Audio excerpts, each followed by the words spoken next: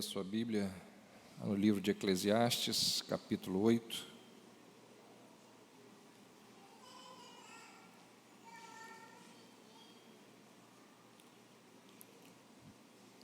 Eclesiastes 8, nós vamos ler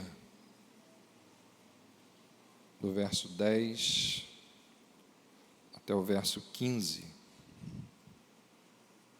Eclesiastes 8, de 10 a 15. Assim também vi os perversos receberem sepultura e entrarem no repouso, ao passo que os que frequentavam o lugar santo foram esquecidos na cidade onde fizeram o bem. Também isto é vaidade. Visto como não se executa logo a sentença sobre a má obra, o coração dos filhos dos homens está inteiramente disposto a praticar o mal. Ainda que o pecador faça o mal 100 vezes e os dias se lhe prolonguem, eu sei com certeza que bem sucede aos que temem a Deus. Mas o perverso não irá bem, nem prolongará os seus dias. Será como a sombra, visto que não teme diante de Deus. Ainda há outra vaidade sobre a terra: justos a quem sucede segundo as obras dos perversos, e perversos a quem sucede segundo as obras dos justos. Digo que também isto é vaidade.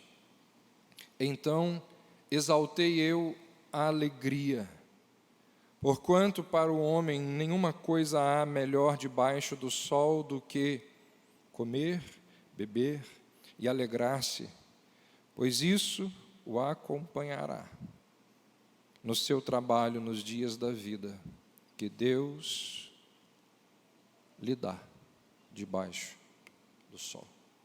Vamos orar. Senhor, quando nós estamos aqui neste local, neste contexto e diante da Tua palavra, pedimos que o Senhor nos oriente e transmita graça aos nossos corações, em nome de Jesus. Amém. Salomão continua na sua busca por sentido da vida, continua investigando o mundo ao seu redor, investigando as coisas que acontecem, e mais uma vez ele se depara com um grande mal. Ele já falou de alguns deles, já descreveu alguns males que ele presenciou, e agora ele se depara novamente com um grande mal, que o leva a ficar intrigado, na verdade, incomodado, muito incomodado. E ele constata algo extremamente triste. Ele percebe que existem perversos que são enterrados em paz. E ao mesmo tempo, justos sendo esquecidos por aqueles a quem esses justos serviram ao longo de suas vidas. Salomão descreve aqui algo terrível. Nós estamos aqui diante de um texto que nos fala de algo extremamente complicado das nossas mentes limitadas e cristãs administrarem. Se já não bastasse toda essa situação, ele vai dizer aí no verso 14: há outra vaidade sobre a terra, justos a quem sucede segundo as obras dos perversos, e perversos a quem sucede segundo as obras dos justos. Salomão está dizendo com todas as letras aqui: quem devia ser punido e perder, ganha. Salomão está dizendo com todas as letras: quem faz do jeito errado, vence. Quem tinha que ser punido, ganha. Quem faz do jeito errado, vence. Você já viu isso ao longo da sua vida? Você já observou isso em algum momento da sua vida? E como ver? E como ver? Você está no Brasil. A gente vê isso o tempo todo. Quem faz do jeito errado, ganha, se dá bem. Salomão lembra que nesta vida existe uma inversão de retribuição. Salomão diz que aqui debaixo do sol existe uma inversão de recompensa. Ele diz que as coisas não só parecem ser assim. Ele diz, é assim que as coisas realmente são. Qual é a lógica de ser honesto? Qual é o sentido de ser justo? As pessoas más, perversas, têm uma vida boa. O que a gente ganha então em lutar por santidade? Se os atos maus fossem punidos, as pessoas seriam impedidas de praticar a maldade. No entanto, se não há consequências, por que a gente não continua a pecar? Salomão diz, olha, observar a injustiça seguidamente faz mal ao coração.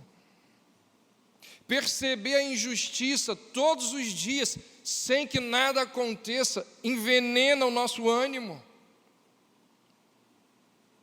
Ele diz, o coração se cansa de ver a injustiça se repetindo e a impunidade prevalecendo. Vê se não é isso que ele diz no verso 11. Visto como não se executa logo a sentença sobre a má obra, o coração dos filhos dos homens está inteiramente disposto a praticar o mal. Salomão diz, olha, viver numa sociedade onde o crime compensa é algo revoltante. A pessoa que passa impune, ela não acredita em nenhum tipo de julgamento. Passou impune uma, duas, sei quantas vezes. E se por acaso existir algum julgamento, esse julgamento está longe, muito longe. A pessoa que passa impune, ela ri da ideia de que Deus vai julgá-la em algum momento. A pessoa que passa impune, ela é mencionada por Pedro, lá naquele grupo de zombadores que seguem suas próprias regras.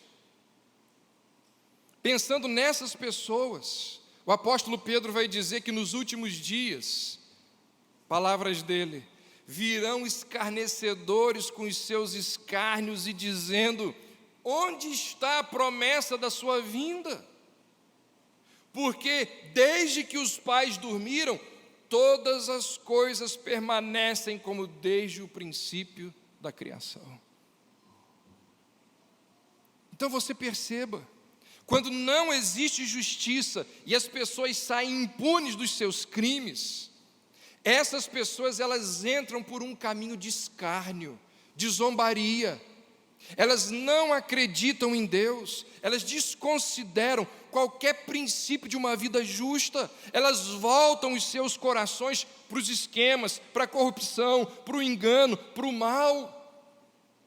Porque, como disse Dostoiévski, se Deus não existe, tudo é permitido. Se não há uma justiça que venha e faça o que precisa ser feito, tudo será feito. Que mundo terrível esse no qual nós vivemos. E aí, como que você, como que nós vivemos diante de uma situação dessas?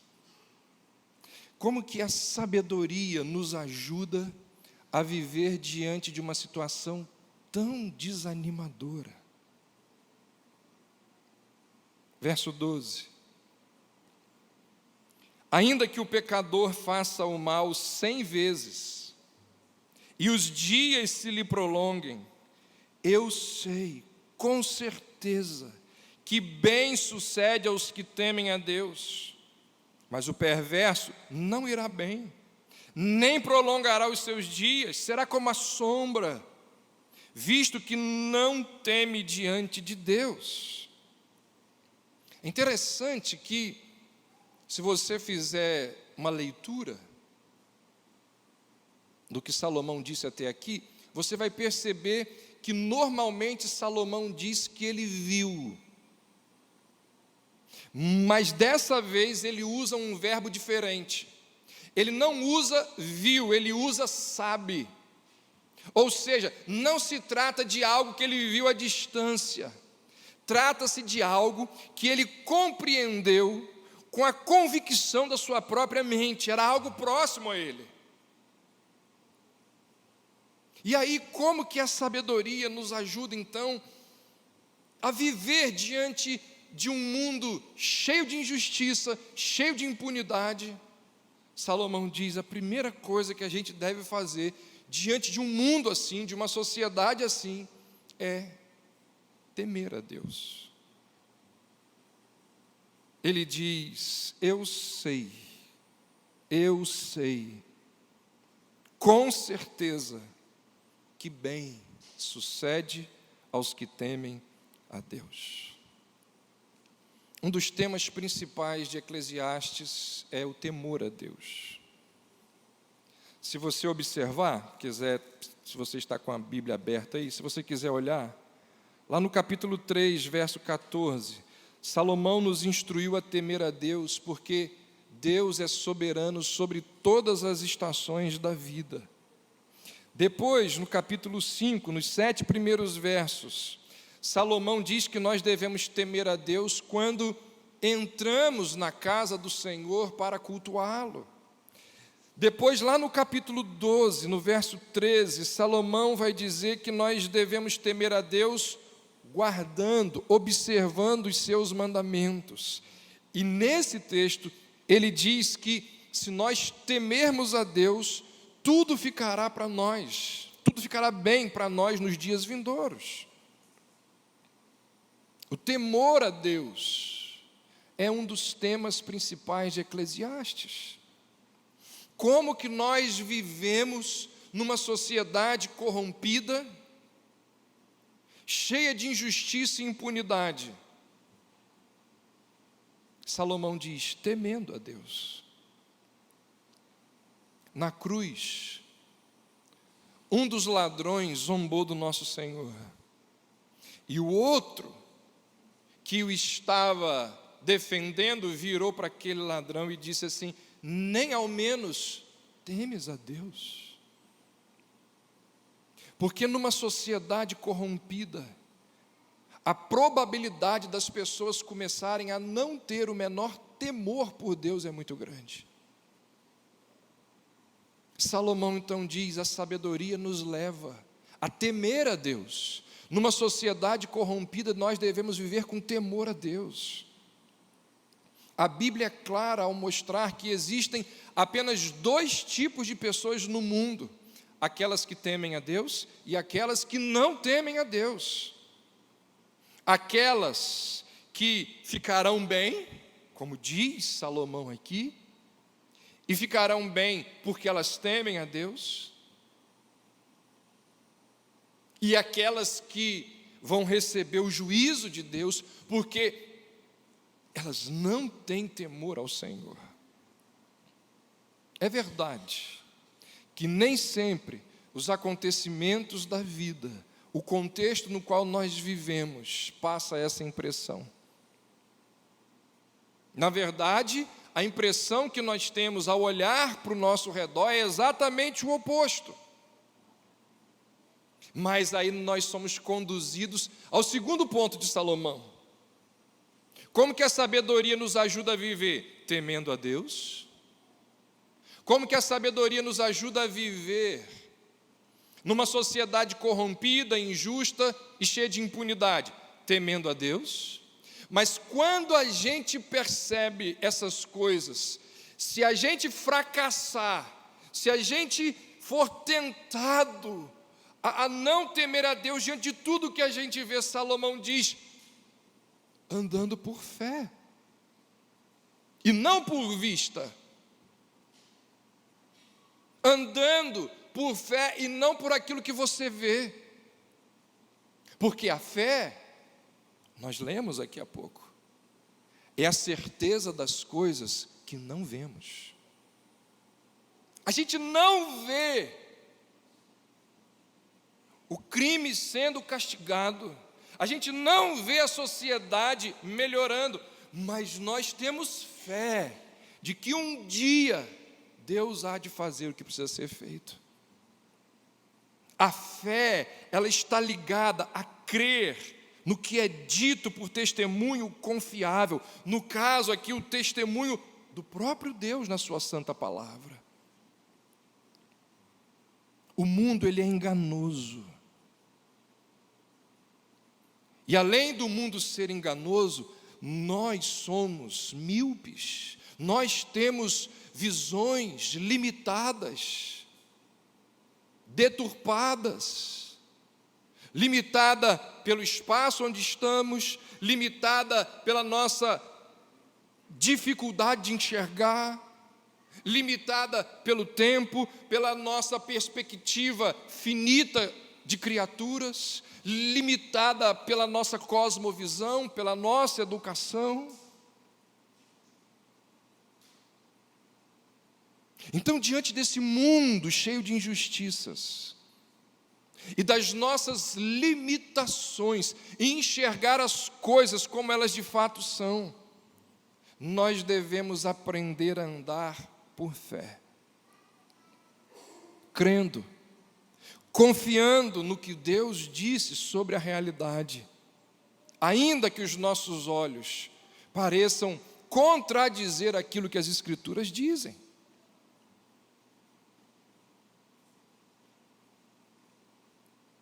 Conhece lá o Salmo 73, escrito por Asaf? Os 10 primeiros versos são um lamento que o salmista faz parecidíssimo com o que Salomão diz aqui nesses versos que nós lemos. Asaf fica extremamente atordoado com tudo aquilo que estava vendo ao seu redor. A situação foi tão complicada que Asaf chega a dizer assim: quase que os meus pés se resvalaram. Asaf diz assim: por muito pouco,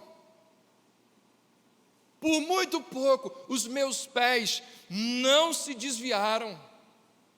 Muito pouco. O que Asaf está dizendo ali naquele salmo é mais ou menos assim, observando as pessoas que alcançaram o topo, invejando os ímpios que tiveram sucesso, que não têm com que se preocupar, que não têm nenhum problema com o qual se preocupar para resolver, pretensiosos, arrogantes. Eles se vestem com os insultos da última moda, mimados e fartos, enfeitam-se com as tiaras da tolice, zombam usando palavras que ferem, utilizando-as também para intimidar, estão cheios de vazio, perturbando a paz com tagarelice, e o povo os escuta, você acredita? Como cachorrinhos sedentos lambem cada palavra deles. É o que Asaf diz ali.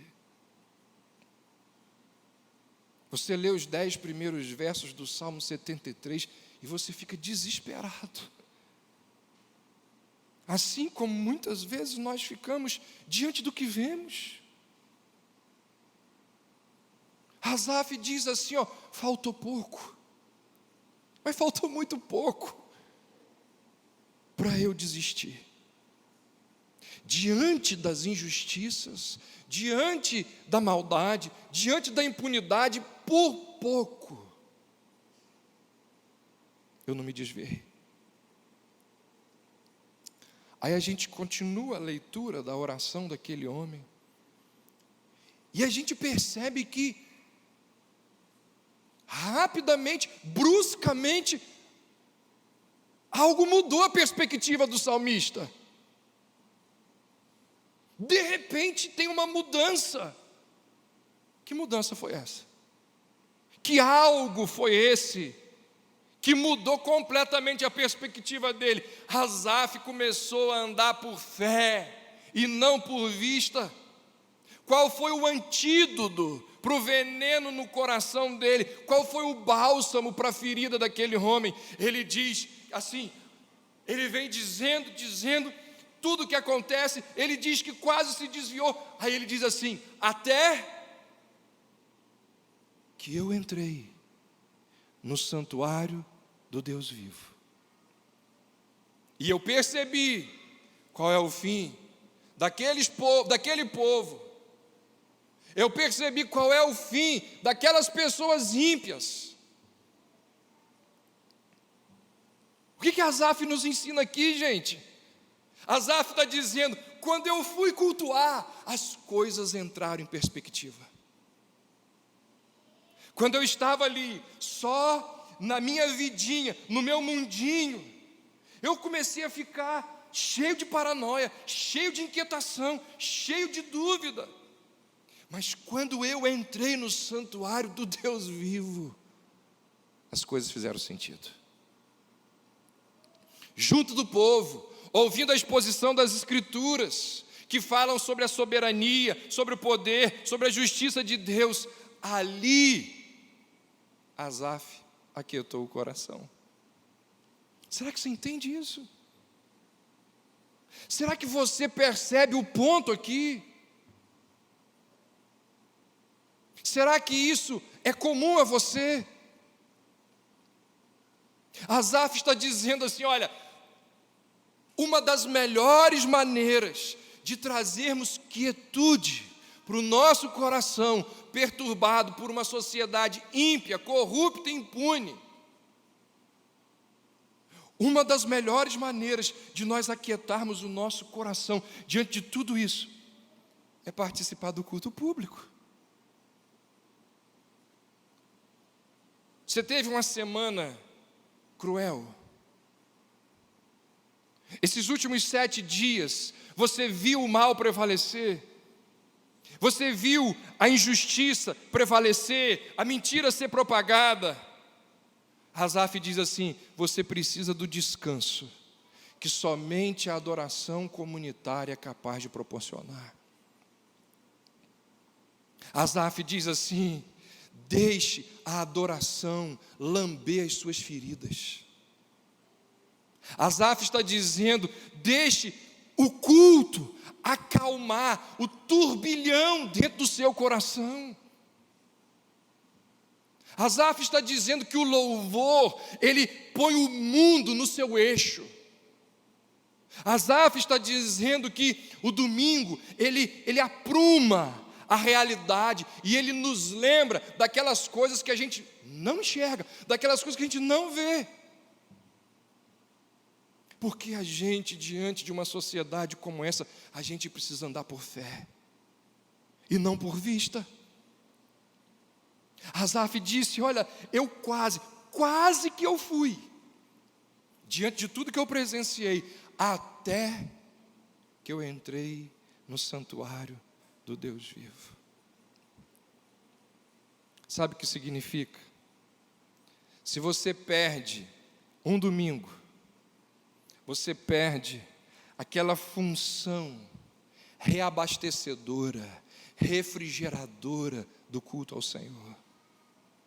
Se você perde um domingo, você perde a sua perspectiva. Se você perde um domingo, você vai começar a andar cada vez mais por vista. Você vai andar cada vez mais dando atenção e deixando que as coisas corrompam o seu coração, e você vai sofrer. Asaf está dizendo, olha, é vital para a nossa sanidade estar presente com o povo de Deus semana após semana, encharcando a nossa mente com as verdades do Evangelho, da justiça, do poder de Deus, observando, experimentando a comunhão com os santos, o amor cristão, adorando a quem de fato manda no universo. Asaf está dizendo, você precisa de adoração para sobreviver. Porque se você não estiver presente na adoração comunitária, você vai andar por vista, você não vai andar por fé, você vai sofrer. Você precisa da adoração para que o seu coração pare de olhar para os malignos, pare de olhar para o seu umbigo e contemple a grandiosidade de Deus. Como que a gente vive num mundo repleto de injustiça, de impiedade e impunidade? Temendo a Deus, não deixando de congregar, participando ativamente dos cultos públicos,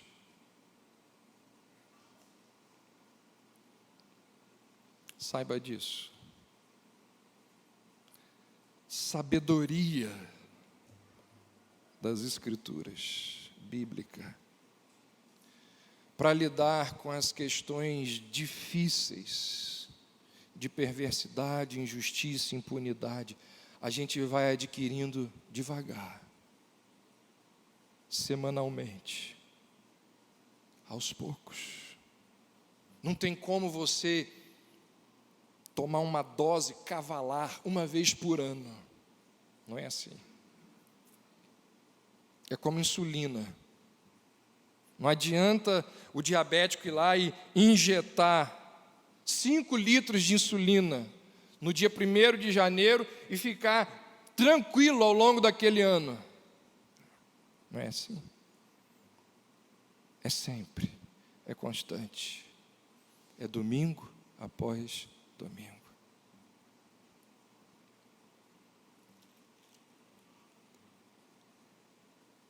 Não tem para onde correr. Se nos deixarmos guiar por aquilo que enxergamos ao nosso redor, o fim é amargura.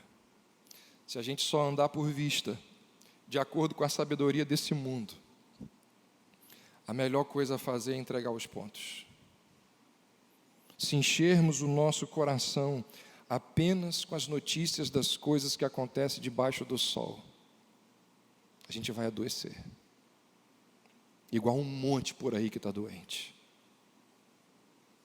Sabendo disso, Salomão nos convida a temer a Deus.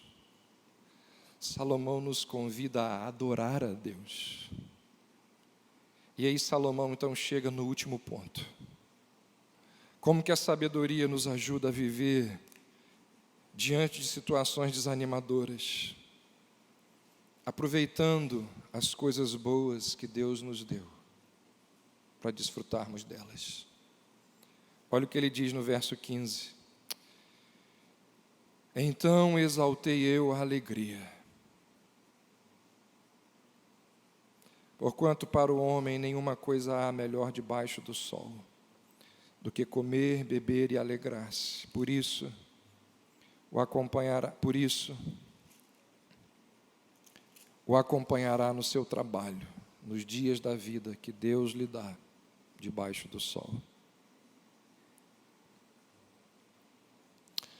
Aproveitar aquelas coisas boas que existem nesse mundo e que Deus nos dá, faz parte da gente viver da nossa vida aqui nesse mundo andando por fé. Certamente que um dos maiores perigos, um dos grandes perigos, a mim e a você, é investigar a maldade e a injustiça que há nesse mundo.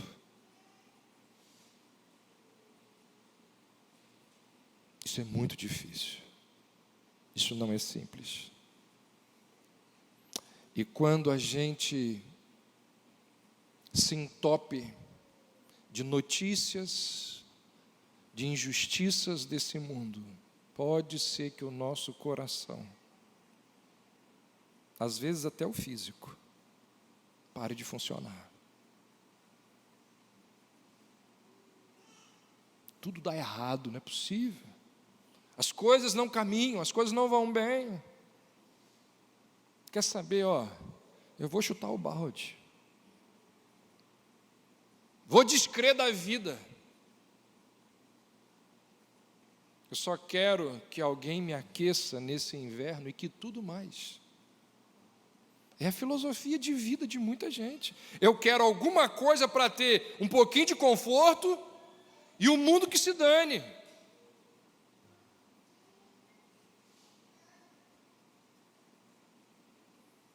Por que eu vou aproveitar? É uma outra filosofia.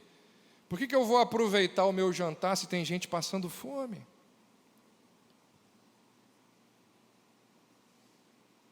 Como que eu vou aproveitar as minhas férias?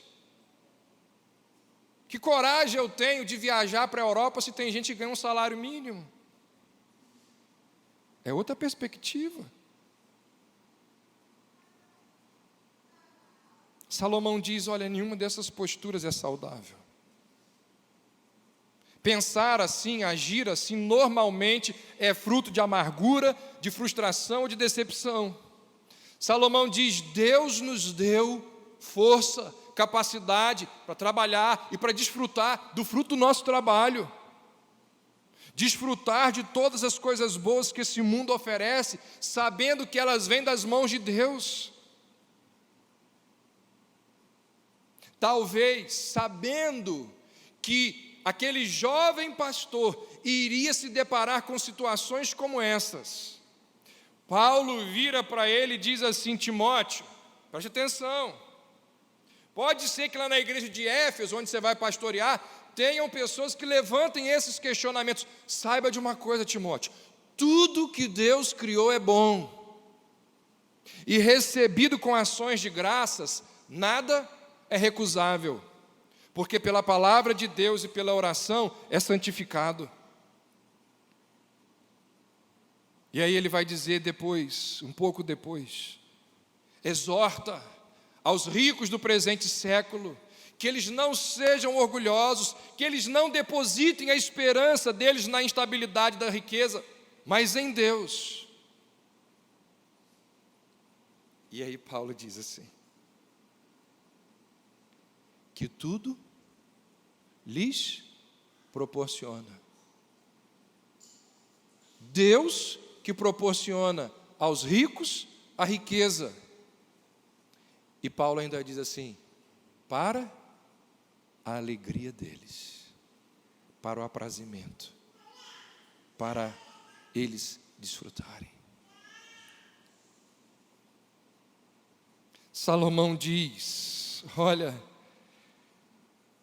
não há nada melhor para o homem debaixo do sol do que comer, beber, se alegrar do fruto do seu trabalho. Como que a gente vive numa sociedade injusta, iníqua, cheia de impunidade, temendo a Deus, andando por fé e não por vista, desfrutando daquelas coisas boas às quais Deus nos deu acesso. Você nunca parou para pensar que Deus intencionalmente encheu o mundo de coisas encantadoras, com o objetivo de nos deixar admirados? Você para ali, diante daquele mar lindo, com aquela paisagem linda, e você olha e diz, nossa, que coisa belíssima. E Deus, lá do céu, está olhando para a sua fisionomia. E Deus lá do céu vê você e eu, nos vê encantados com a obra da criação. Isso é exaltação, o nome dele. Olha lá, o meu filho, encantado com algo que eu fiz. O mundo está repleto de coisas assim. Repleto. Coisas encantadoras. Eu acho que eu já falei isso aqui para vocês.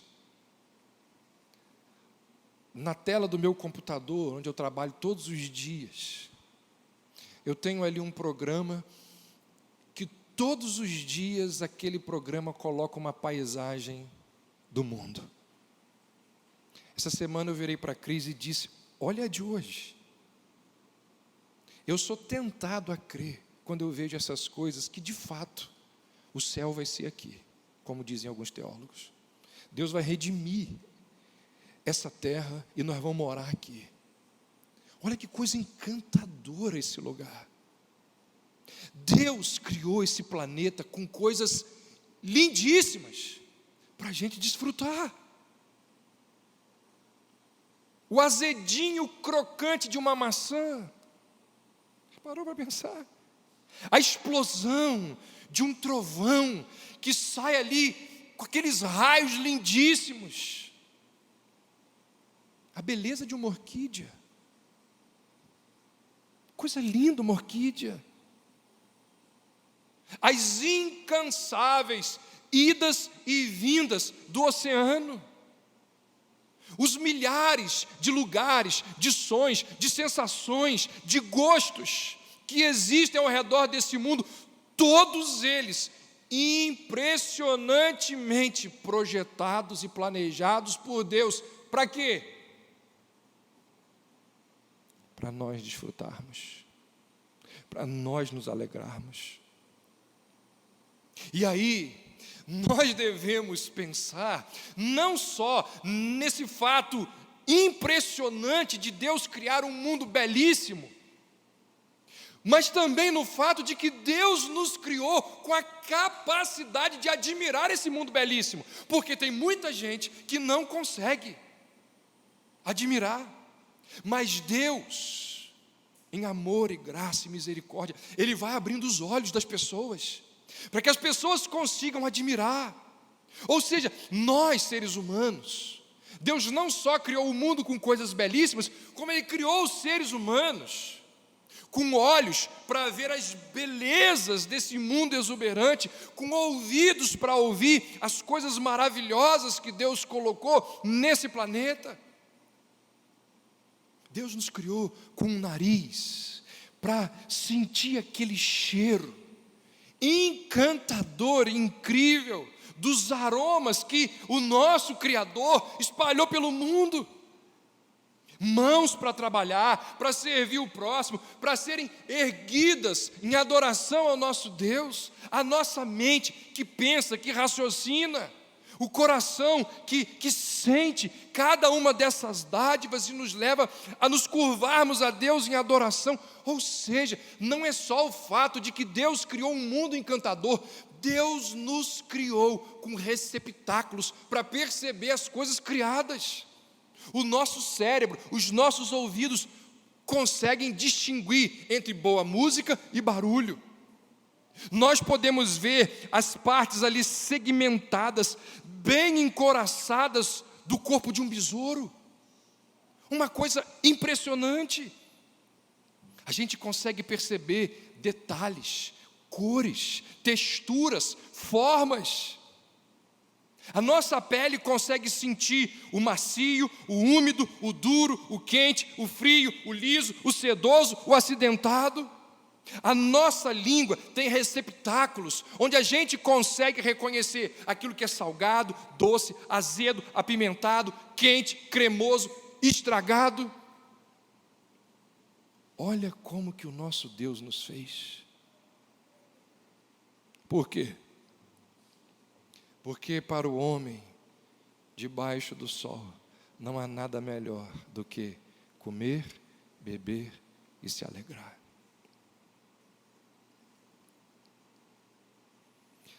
Salomão nos diz que que podemos esperar da bondade de Deus já nesta vida, nas coisas que Ele criou. É verdade que existe sofrimento no mundo. É verdade que existem muitas autoridades ímpias e tolas. É verdade que existe, sim, muita injustiça e impunidade. Mas se andarmos neste mundo temendo a Deus, por fé e não por vista, aproveitando as coisas boas que Deus nos deu para desfrutarmos, é possível nos alegrar, mesmo neste mundo mau, mesmo nesse mundo corrupto.